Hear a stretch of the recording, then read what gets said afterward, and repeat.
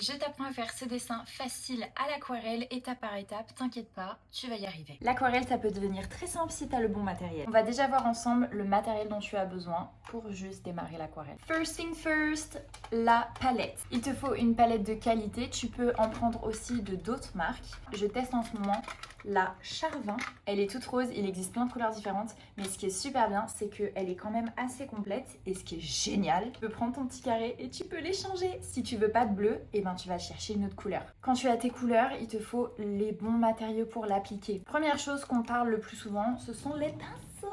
Gros, un petit, mais prends un petit peu des pointes qui te permettent de faire un petit peu des petits dessins comme ça.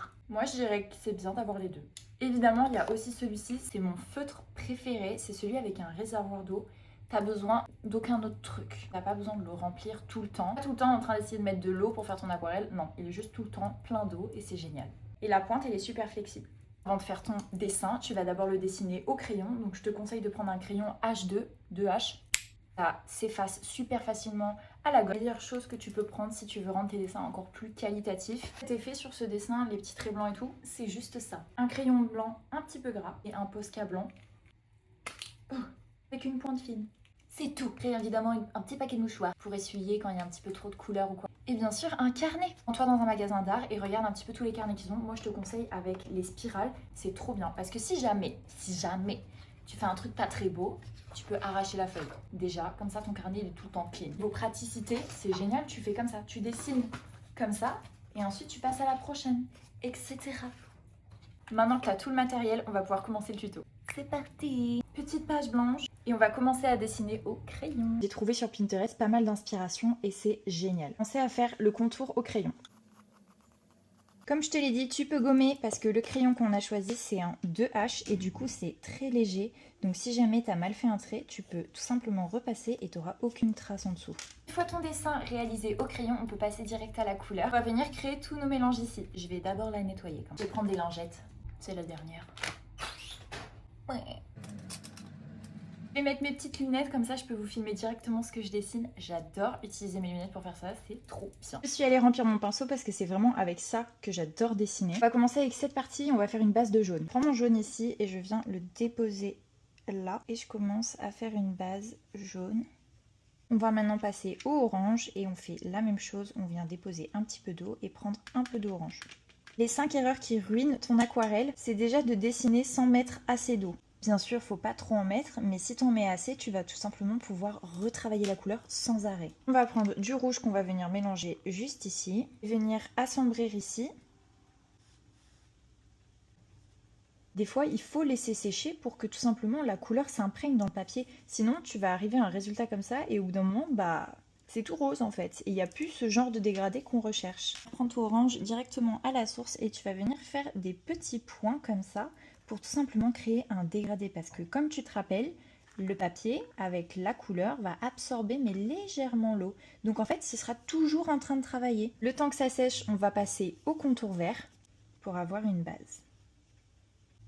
Une petite intensité ici. J'ai pris du vert plus foncé pour venir tout simplement le mettre comme ça, un petit peu aléatoirement. Pour donner un petit peu plus de peps à mon dessin, j'ai rajouté un petit peu de jaune. J'ai pris un peu moins d'eau pour que ce soit un peu plus pigmenté et vu qu'il y a déjà de l'eau sur mon dessin, pas besoin d'en rajouter. Encore une erreur que vous faites en aquarelle, ne pensez pas que votre aquarelle, ça doit être parfait. L'aquarelle, c'est imparfait et c'est ça qui est génial. Donc si vous faites des erreurs, continuez, vous pouvez sûrement la rattraper ou tout simplement vous en servir. J'ai démarré un petit peu la feuille verte, donc la papaye a eu le temps de sécher. C'est maintenant que tu vas prendre ton vert foncé avec très peu d'eau et tu vas venir faire un petit contour ici pour refaire ce qu'il y a ici. N'oublie pas que si c'est pas parfait, c'est pas grave. Et en plus, on est en train de dessiner un fruit. Les fruits, c'est jamais parfait. Je vais prendre un peu de marron pour un petit peu assombrir.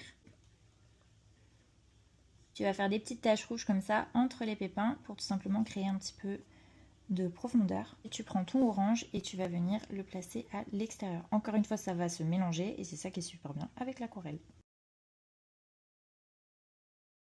J'ai laissé sécher le temps de faire la feuille et maintenant on va pouvoir faire les petits grains. Je vais prendre du marron et là je vais vraiment prendre beaucoup pour avoir une très grosse pigmentation.